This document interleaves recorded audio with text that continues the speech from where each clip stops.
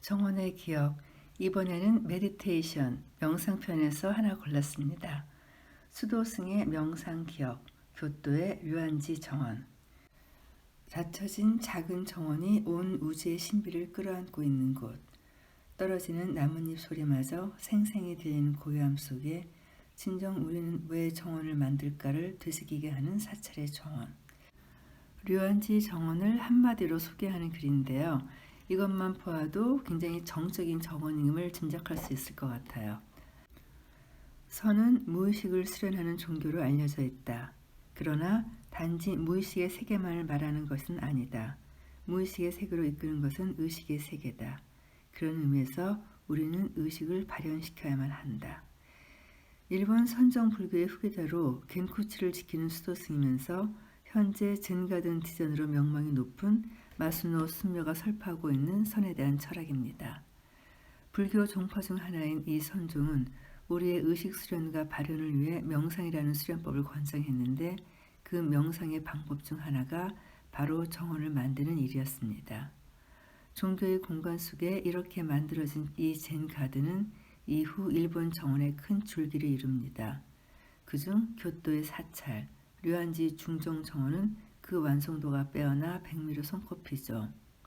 일본 정원이 세계 무대에 등장한 것은 20세기 일본이 국가 차원에서 자신들의 정체성을 알리는데 이 정원을 대대적으로 홍보하면서부터였습니다. 영국, 미국, 유럽에서 열리는 세계 박람회에 일본식 정원과 분재 등을 선보이면서 서양 사람들에게 일본 특유의 정서를 각인시켰죠. 이때를 기점으로 서양인들 사이에 일본 정원 여행이 폭발적으로 늘었고 그 가운데서도 요즘 말로 핫플레이스가 되었던 곳이 바로 오래된 사찰의 정원 류안지였습니다. 이 류안지는 한자로 용안사라고 쓰는데요. 일본의 혼슈 본토섬인 교토에 자리하고 있습니다. 사실 교토는 12세기 중세에 건립된 계획도시인데요. 위성 지도로 보면 이 계획도시의 흔적이 드러납니다. 교토 전체가 지금의 수도인 도쿄와는 달리 정확한 격자 형태로 반듯하게 정리된 도시라는 걸 알 수 있죠. 그리고 좀 더 들여다보면 생활권은 남쪽으로, 사찰터는 산이 있는 북쪽으로 조성되어 있음을 알 수 있죠. 류안지도 북쪽의 커다란 사찰터 안에 있는 작은 법당입니다. 그래서 관람을 할 때 류안지만을 보기보다는 주변에 조성된 큰 연못과 주변 사찰의 조합이 어떻게 이루어졌는지를 느껴보고 류안지로 들어서는 게 좋습니다. 류안지는 별도의 대문과 현관이 있어서 현관에서 신을 벗고 들어갑니다. 안은 생각보다 어두워서 조심스럽게 발걸음을 뗄 수밖에 없는데요. 바닥엔 오래된 나무 마루가 깔려 있고 비그덕거리는 이 마루를 따라가면 바로 법당이 나옵니다. 법당은 여전히 어두운데 여기서 몸을 180도 돌려 맞은편을 보면 반전이 일어나죠. 바로 환한 빛과 함께 류안지의 중정 정원이 한눈에 들어오거든요. 짙은 어둠과 온화한 밝음이 공존하고 작지만 한눈에 들어오는 반듯한 직사각형의 공간이 보입니다. 이 공간을 감싸는 낮은 담장은 신기하게도 우리의 시선을 위로 넘어가지 않게 바닥에 머물게 만듭니다. 그리고 바닥에 놓여져 있는 자연스럽지만 누가 봐도 뭔가 의미를 두고 놓은 듯한 15개의 돌들과 바닥에 깔린 자갈들이 보이죠. 다소 충격적인 것은 담장한 정원에 식물의 구성이 전혀 없다는 겁니다. 초록으로 보이는 건 그저 돌에 낀 이끼가 고작이니까요. 대체 왜 이런 정원을 만들었을까요? 사실 이 의문에 대한 답은 법당을 등지고 툇마루에 앉아 숨소리조차 잦아들게 하는 침묵을 얼마간 느낀다면 자연스럽게 알게 됩니다. 가로 31m, 세로 15m, 465평방미터, 약 140평의 돌로 가득한 정원은 말 그대로 수도승에 의한 수도승을 위한 명상과 수련의 정원이라는 것을 말이죠. 류안지는 사실 1797년 화재로 정원만 남긴 채 완전히 소실됐습니다. 이걸 복원한 시점이 일본의 정원 문화가 서양의 열풍을 일으키던 20세기 초, 바로 1930년이었죠. 그런데 이 정원이 서양에 소개됐을 때는 젠가든이 아닌 다른 이름으로 불렸어요. 그건 흙을 완전히 덮어버린 자갈 위에 15개의 돌과 이끼만으로 구성된 이 정원을 물 없이 물을 표현했다는 뜻에서 일본 말로는 가레이산스, 영어 번역으로는 드라이 정원, 즉 건조한 정원으로 명명했기 때문입니다. 하지만 원래는 호숫가와 가문의 집이었던 곳을 1473년 사찰로 바꾸면서 지금의 종원이 조성되었고, 특히 정원은 앞서 언급했듯 누구나 참선을 통해 깨달음을 얻을 수 있다는 선의 메시지가 아주 잘 표현되어 있어요. 자, 그럼 이 정원에선 매일 어떤 일이 일어날까요? 이른 새벽 이 절의 수도사는 일어나 몸을 씻고 정원으로 나갑니다. 전날 하루 동안 정원에 떨어진 나뭇잎, 잡초, 이끼를 정갈히 정리한 뒤 갈고리를 들어 바닥에 자갈을 긁어줍니다. 갈고리에 긁히는 자갈 소리는 파도 소리와 비슷합니다. 자갈은 바다가 되었다가 우주의 하늘도 되었다가 수행자의 마음도 됩니다. 그 수행을 매일 새벽 하고 있는 셈이죠. 그게 이 정원을 만든 이유일 테고요. 가든 디자인에게 가장 어려운 숙제는 내가 만들고자 하는 정원의 주제를 어떻게 디자인으로 표현할 수 있을까입니다. 이건 즉 주제라는 정신적 세계를 보여지는 형태로 만들어내는 일이기 때문에 정말 많은 훈련과 고민이 필요하죠. 그렇다면 수행과 명상이라는 주제를 류안지에서는 어떤 가든 디자인으로 표현했을까요? 우선 류안지의 폐쇄등 정원에서 15개의 돌이 가장 먼저 눈에 들어옵니다. 분명 이 돌들은 디자인적으로 중요한 형태가 될 텐데요. 역시 그 배치가 매우 섬세하고도 정교합니다.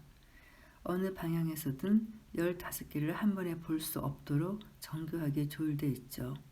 그리고 5개의 그룹으로 묶어서 배열했는데 이 모양이 동물을 닮았다고 해석하는 전문가도 있지만 산이나 바다에 떠있는 땅을 상징적으로 표현했다고 보는 것이 정설입니다.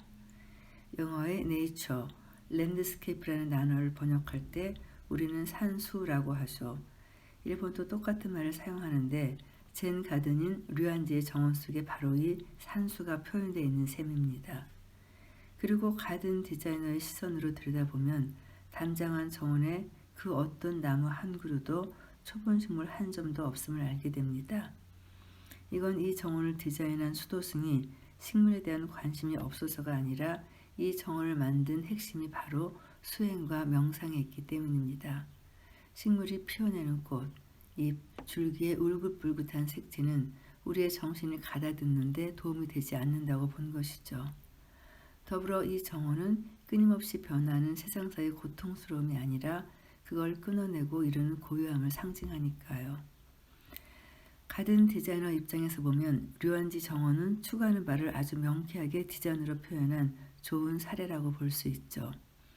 바로 이런 점 때문에 이 작고 조금은 이단적인 정원이 세계적인 정원의 반열에 오른 것이기도 할 테고요. 실제로 이 정원의 등장은 전 세계 백과사전 편집자들을 한동안 혼란스럽게 만들기도 했습니다. 식물이 없는 정원이니까요.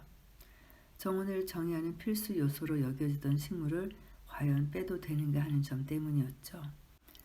마주보지 않는 비대칭, 군더더기 없는 간결함, 우주의 원리인 브라만과 개인의 원리인 아트만의 상징성, 자연에 대한 경외, 깊은 정신적 사고, 어지러운 관습의 탈피, 그리고 내면의 고요함. 가든 디자이너자 승려인 마스노 순면은 바로 이 원리가 젠 가든을 만드는 가장 중요한 키워드라고 말합니다. 사실 류안지를 누가 디자인하고 조성했는지에 대해서는 아직도 이견이 있기는 하지만 류안지에서 걸어서 15분 거리에 있는 또 하나의 대형 사찰인 은각사의 정원을 디자인하기도 했던 소아미로 추정합니다. 은각사에도 이 젠가든의 가장 독특한 표현 방식인 자갈을 갈고리로 긁어주는 돌 정원이 조성되어 있습니다. 그리고 이곳을 조성한 수도승과 소아미가 그랬듯 지금도 이 사찰들의 승려들은 대를 이어 매일 새벽 아무도 없는 빈 정원에 홀로 서서 갈고리로 정원의 정갈한 물결을 만들고 있습니다. 정신을 조용히 하라. 그러면 영혼의 소리가 들릴 것이다. 석가모니의 가르침인데요. 내 마음속의 소리를 잠재우고 자가를 긁어내는 소리만이 가득한 정원에서 수도승은 과연 어떤 영혼의 소리를 들었을까요? 일본 교토. 저는 한 번도 가본 적이 없는데요. 앞으로 일본 하면 이 교토가 제일 먼저 떠오를 것 같아요. 그래서 일본의 교토 여행을 제안하는 오경화 디자이너의 그 추천 경로를 잠깐 살펴보았습니다.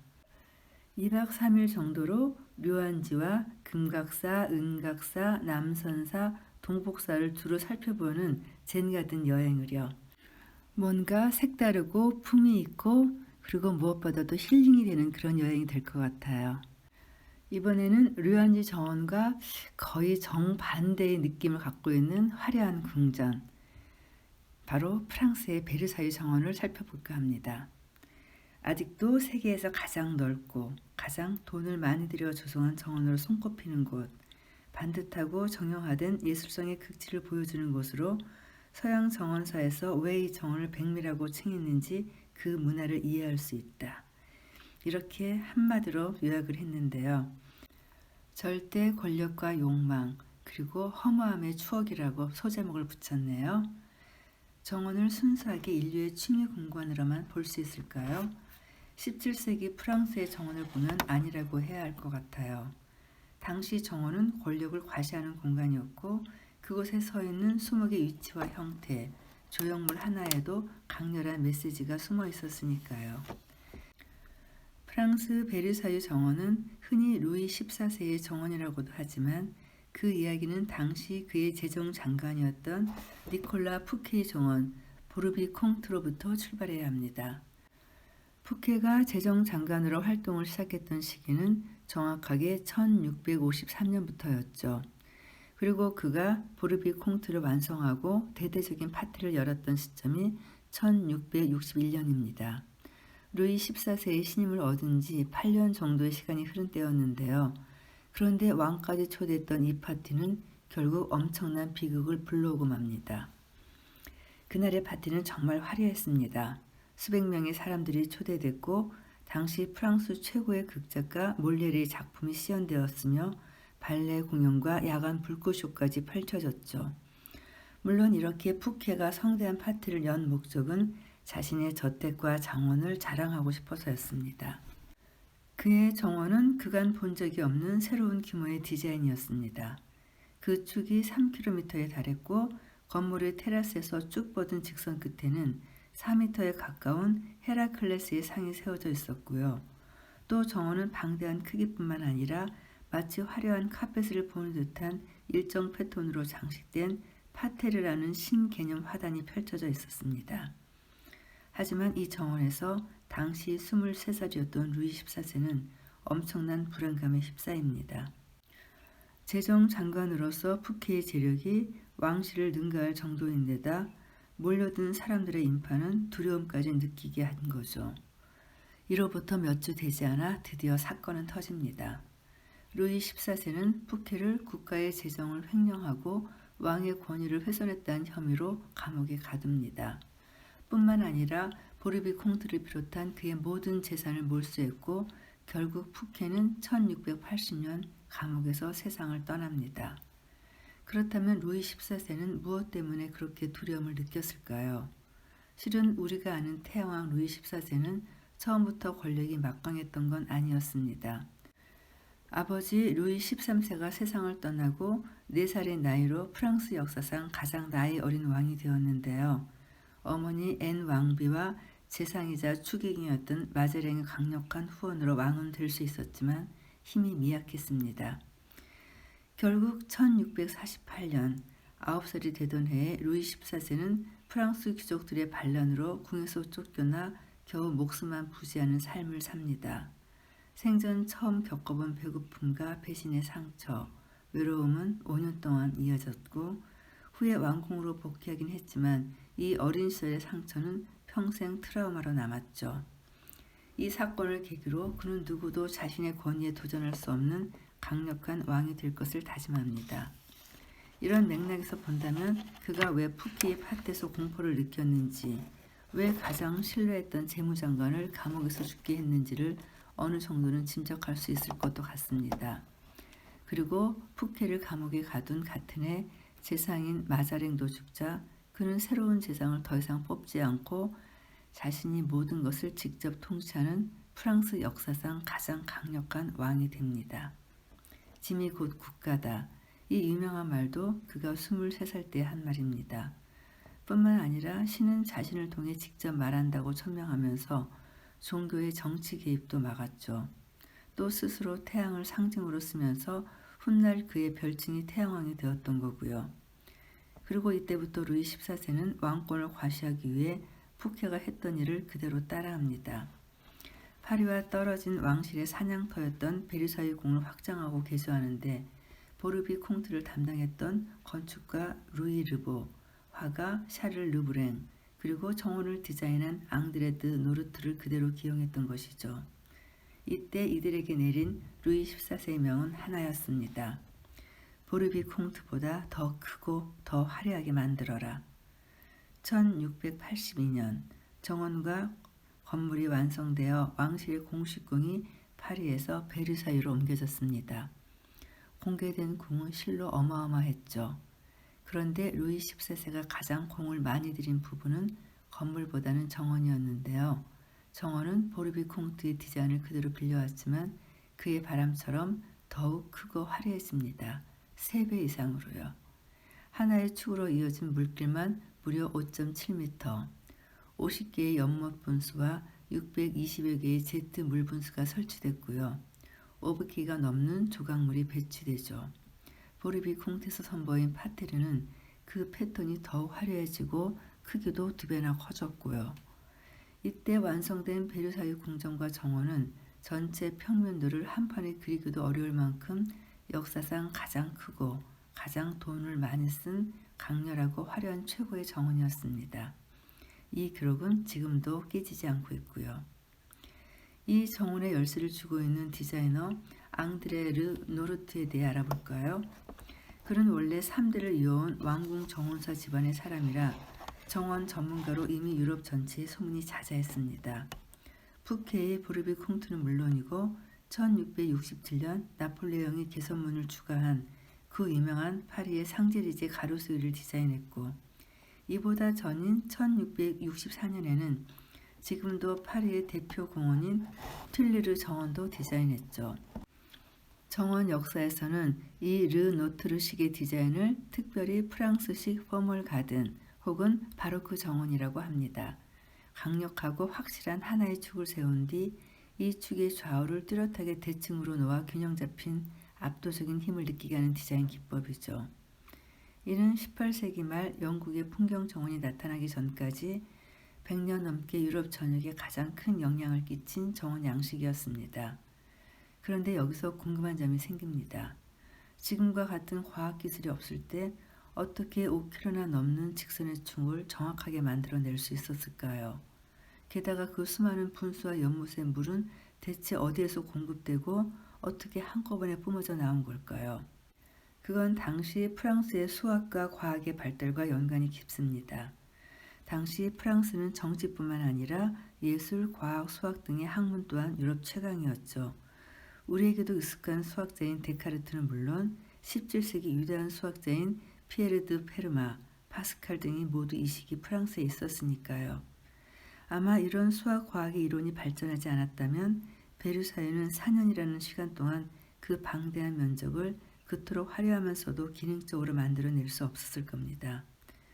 베르사유 시공에는 약 1800명의 기술자가 투입됐는데요. 이들이 거의 모두 수학자이면서 과학자였던 것이죠. 이들은 센강의 물을 수로를 통해 끌어오는 방법, 지름 1m 정도의 14개의 바퀴를 돌려 251개의 펌핑 장치를 움직이게 하는 방법, 비록 흙을 바구니에 담아 사람이 퍼날랐지만 오차가 없는 정확한 토목공사 작업, 이 모든 것을 가능하게 했으니까요. 당시 르노트르는 측량 각도기라는 걸 썼는데요. 이 측량 각도기는 이미 1597년 필리포 당프리에 의해 발명되어 축을 계산하는 데 1도의 오차도 없었다고 합니다. 그래서 영국 뉴캐슬 대학의 토니 스파우퍼스 교수는 베르사유 정원에 대해 이런 분석을 하죠. 베르사유 정원은 예술적 완성만큼이나 엔지니어들의 수많은 노고로 이루어진 과학의 완성이다. 베르사유 정원은 14개의 독립된 정원이 각각의 주제로 연출되어 있습니다. 이 모든 공간이 실로 어마어마하지만 그래도 가장 강한 유형을 보여주는 곳은 중앙에 위치한 2개의 분수죠. 초입에 위치한 분수에는 라토나 여신의 조각이 있습니다. 라토나 여신은 쌍둥이인 태양의 신 아폴로와 달의 여신 아프로디테의 어머니입니다. 달은 하나는 아폴로 분수인데 태양의 신 아폴로가 신화에서처럼 4마리의 말이 끄는 마차를 타고 물속에서 밖으로 튀어오르는 모습이 조각되어 있습니다. 조각상은 말 근육까지 느껴질 정도로 웅장하면서도 생생하죠. 이 두 분수는 자신을 태양이자 절대 권력으로 투영한 루이 14세의 상징을 그대로 보여주는 셈이고요. 그러나 1715년 루이 14세가 죽은 후 세상은 급변합니다. 1789년 프랑스 혁명으로 자신의 손자인 루이 16세와 손자 며느리 마리 앙투아네트가 이곳 베르사유 정원에서 단두대 처형으로 생을 마감할 것이라고 루이 14세는 상상이나 했을까요? 프랑스 혁명으로 심각하게 훼손된 베르사유 궁과 정원은 복구에 대한 찬반론도 치열했습니다. 천문학적인 비용 탓에 그냥 없애버리자는 여론도 많았지만 왕가의 전유물이었던 궁과 정원을 일반인도 자유롭게 드나들 수 있게 하자는 취지에서 1919년부터 복원을 시작해 1979년엔 세계 문화유산으로 등재됩니다. 약속대로 누구나 찾아갈 수 있는 시민의 정원이 된 것입니다. 저도 베르사유 궁전을 잠깐 들리긴 했는데 이 설명을 보고 나니까 제가 도대체 뭘 보고 왔는지 기억도 하나도 안 나네요. 그래서 이번에 제 버킷리스트에는 프랑스의 정원 기행 계획도 들어갑니다. 오로지 정원만을 둘러보기엔 여행이죠. 먼저 지베리니 정원을 들어갑니다. 그리고 베르사유 궁의 정원을 보고 보르비 콩트 정원, 그리고 슈농소성을 거쳐 쇼명 인터내셔널 가든쇼도 만약에 볼 수 있다면 보는 거고요. 그리고 마지막으로 빌랑드리 정원을 봅니다. 슈농소성은 처음 들어보는데요. 2000년 유네스코 세계문화유산으로 지정됐다고 하니까 꽤 볼만하겠죠. 직접 차를 렌트해서 다닌다면 어느 한 정원에서 오래오래 머물 수 있는 시간도 마음대로 쓸 수 있을 거고요. 그때서야 비로소 제가 보고 싶은 것을 실컷 보고 돌아올 수 있을 것 같습니다. 언제가 될지는 모르지만 이런 여행 계획 하나 마음속에 담아두고 있는 것도 참 좋은 것 같아요. 일단 기분부터 좋아지니까요. 같은 패션이라는 카테고리에 들어있는 또 하나의 화려한 정원을 소개하고 이 녹음을 마치려고 합니다. 이번에는 스페인의 아람브라 궁전입니다. 250년 항전 속에 피어낸 이슬람 최고 정원의 기억. 스페인의 화가 프란시스코 오르티스가 그린 그림 한 점은 스페인 역사에 가장 중요했던 순간을 담고 있습니다. 그림 속에는 두 그룹의 군중들이 마주 서 있습니다. 왼쪽 그룹에는 검은 말을 타고 터번을 두른 아라방이 있죠. 그는 기품을 지키고 있지만 이미 굽어진 몸이 고단함과 슬픔을 말해줍니다. 하지만 맞은편 흰색 말을 탄 여왕의 모습은 허리가 뒤로 젖혀질 정도로 꼿꼿하고 위풍당당합니다. 이 좌우 군중의 대립 속에 그림의 뒤편 언덕으론 우리에게도 익숙한 이름의 아람브라 건물이 보입니다. 이 그림은 바로 1492년 1월 2일 안달루시아의 마지막 아라방 무함마드 5세를 불렸던 보아부들이 통합된 스페인 카톨릭의 통치자 이사벨 여왕과 페르난도 2세 왕에게 항복하고 그라나다를 떠나는 장면을 그린 그라나다의 항복입니다. 390년이 흐른 후 화가의 상상력으로 그려졌지만 그림은 그때의 모습처럼 생생하기만 합니다. 안달루시아는 스페인 남쪽 지방을 일컫는 말로 코르도바, 세빌, 우엘바, 하엔, 말라카, 가디스, 알메리아, 그리고 그라나다까지 8개의 지방이 포함된 곳입니다. 지금은 스페인이 유럽으로 분류되지만 8세기의 세계 지도는 지금과는 상당히 달랐어요. 유럽이 아니라 지중해라는 문화권으로 서로 묶여 있어서 아프리카 대륙의 북쪽인 모로코와 그 인근도 같은 문화권이었죠. 사실 지금의 지리적 상황으로도 스페인의 이베리아 반도의 끝, 즉 지브롤터와 아프리카의 모로코는 바다로 갈라져 있지만 거리가 불과 14.24km밖에 안 돼서 정기 여객선이 운항을 하고 맑은 날이면 서로로 관측할 수 있습니다. 알함브라는 해발 100m의 시에라 네바다 산맥 끝 그라나다 전체를 내려다 보이는 곳에 로마인들이 만든 요새였어요. 로마가 떠난 후 버려졌다가 11세기에 잠시 아랍 왕조에 쓰여졌고 다시 방치가 된 것을 스페인의 침공이 거세지자 1230년부터 움마이야 왕조가 요새를 강화하고 새로운 궁전을 지으면서 다시 시작되죠. 그리고 이때부터 1492년까지 약 262년간 알함브라는 가장 불안했지만 가장 화려한 역사를 써내려갑니다. 그래서 고고학자들은 이렇게 말하기도 해요. 알함브라는 두려움이 만들어낸 최고의 아름다움이다. 알함브라는 각 건물의 설립 연도와 양식이 매우 복잡합니다. 원래 건물을 덧입혀 확장을 했는가 하면 새로운 왕이 나타나 개조와 신축을 끊임없이 했고 1492년 아랍의 마지막 왕조가 떠난 뒤에도 이사벨과 페르난도에 의해 카톨릭 건물로 바뀌었고 1526년에는 신성 로마 제국의 카를 5세의 점령하에 이탈리아 르네상스 건물이 들어서기도 했으니까요. 이런 복잡한 양식의 알함브라지만 구조적으로는 전 구역을 3개의 범주로 나눌 수 있는데요. 첫 번째 구역이 바로 군사적인 목적의 요새입니다. 여기에 비교적 초창기 알함브라 모습이 많이 남아있죠. 타워를 만들고 보초가 늘 그라나다 도시 전체를 지켜볼 수 있게 만든 곳으로 이 지역을 알카사바라고 부릅니다. 여기를 통과해 좀 더 들어서면 두 번째 구역인 나스리 왕궁터를 만나게 됩니다. 중세 아랍 문명의 진수를 그대로 보여주는 이곳에 구유명한 돌사자 분수 중정이 있죠.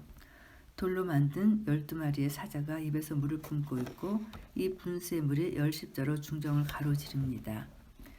건축적으로 왜 이곳이 백미로 손꼽히는지를 기둥, 지붕, 벽에 가득한 문양의 장식, 그리고 사자 분수의 디테일을 보면 잘 알 수 있습니다.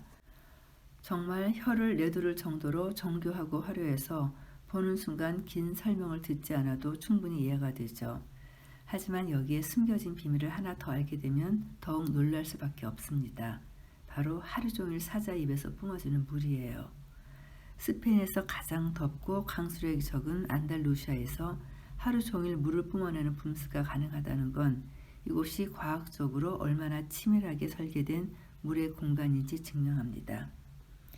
알함브라의 모든 건물은 중정을 품고 있고 이 중정에는 반드시 분수 혹은 연못이 있어요. 그렇다면 중정의 의미는 무엇이고 이 물은 과연 어디에서 어떻게 온 것일까요? 그 비밀은 바로 알함브라로부터 6km 떨어진 다로강에서 시작되죠. 이 강물을 알함브라까지 가져오기 위해 당시 아랍의 기술자들은 산속의 3갈래의 수로로 디자인합니다. 평균 폭 1m, 2m 깊이의 수로를 통해 가져온 물은 알함브라 곳곳의 우물에서 위로 퍼 올려지고 낙차를 이용해 이 물이 저온 곳곳을 흐르게 한 것이죠. 사실 중세 아랍의 문명을 두고 현대 과학이 못하라고 하는데요. 수학, 과학, 예술이 정말 고도로 발달했습니다. 요즘의 계산기를 그때 당시 이미 만들었고 화학의 원소 기호를 발명하고 인도 숫자를 받아들여 계산법과 대수학의 기초를 세우는가 하면 지금의 현대 의학과 원예, 서양 정원의 기법도 모두 이때 완성했으니까요. 600년 전 이곳 알함브라 수로의 기법 또한 이 과학과 기술력의 힘이라고 할 수 있습니다. 물로 가득한 알함브라 정원에 대해 좀 더 이야기해보자면 정원은 크게 3개의 단어로 특징 지을 수 있습니다. 바로 물, 식물, 건물이죠. 그중 가장 중요한 물은 바로 식물을 키우는 필수 요건인데요. 이 물은 또 다른 목적도 있었어요. 사막 기후에서는 정원을 건물 안에 가두는 중정의 형태로 만들 수밖에 없는데 그건 뜨거워진 건물을 뚫린 정원이 식혀주기 때문이죠. 그리고 이때 분수와 연못이 직접적으로 온도를 떨어뜨리는 역할을 하는 것이고요. 알함브라의 식물은 다양한 역할을 했습니다. 이곳에는 대추, 아몬드, 오렌지, 레몬, 월계수, 허브 등이 자라고 있었는데 자급자족의 삶을 살아야 했던 알함브라인들에게는 열매는 식재료가 되어주었고 더불어 만발한 꽃으로 불안한 삶에 정신적 안정과 기쁨을 주는 역할도 했습니다. 더불어 중정 정원을 둘러싼 건물도 온통 타공된 문양으로 가득하고 창문조차 없는데요. 밖에서 보면 내부가 답답할 것 같지만 막상 건물 안으로 들어가면 그 이유를 바로 눈치채게 됩니다. 타공된 문양 틈으로 햇살과 그늘이 교묘하게 섞여서 건물 안은 시원하면서도 채광이 확보돼 어둡지 않습니다. 어떤 유산이든 거기엔 그곳을 살아간 사람들이 자연 속에서 공존하며 쌓은 삶의 지혜가 담겨 있죠. 특히 1000년이 넘은 시간을 고스란히 담고 있는 공간은 그곳에 남겨진 기억들이 우리에게 말을 걸어옵니다. 지금 당신은 어떻게 살아가고 있습니까? 하고. 이 아람브라 궁전 정말 너무너무 아름답고요. 정말 하루 종일 있어도 지루할 틈이 없는 그런 멋진 곳이었어요. 또 한번 가보고 싶네요. 자, 오늘 녹음 여기서 마치고요. 다음 시간에 몇 가지 더 소개하고 이 책의 내용을 한번 마치려고 합니다. 긴 녹음 들어주셔서 감사합니다.